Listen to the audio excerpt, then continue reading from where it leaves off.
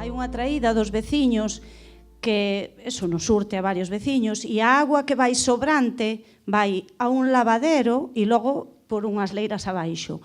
O lavadero ten moita falta dunha boa man. É certo que este ano e medio intentamos poñer en marcha varios contratos de mantemento, non? Porque sí que detectamos que a cidade estaba en moito estado de abandono, non só da rede viaria, nin as beiras rúas, sino tamén os contratos moitas veces de limpezas, de desbroces, de equipamentos. E o tema dos lavadoiros cóstame que en algunhas zonas xa máis do rural sí que se empezaron a actuar sobre os lavadoiros, sobre todo as zonas do rural norte, hubo varios programas de Diputación que se empezaron a arranxar, pero darei aviso do tema do lavadoiro aí do Outeiro para que o vayan a ver.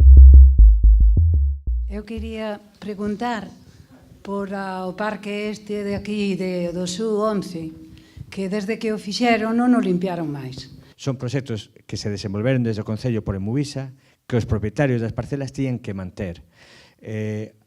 O que facemos, ou o que temos que facer, hoxe volvín a estar pola mañán no SU 11 e o estado é realmente lamentable.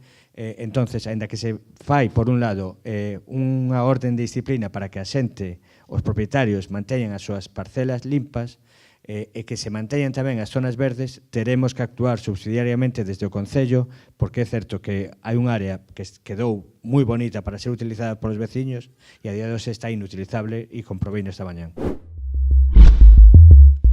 Sería se o Concello ten algún plan de emprego para a cantidad de persoas desempregadas que hai, porque non basta solo con cursiños que son sempre o mesmo. Nos o que facemos moitas veces é tratar de rescatar todos os recursos económicos posibles das diferentes convocatorias, sexan as convocatorias vía Xunta ou vía Europea. Levamos a cabo a maiores do que son os obradoiros de emprego, outros obradoiros formativos e preocúpanos, claro que sí, tamén as persoas desempregadas de longa duración, que normalmente son as persoas maiores, homes e mulleres maiores de 45 anos.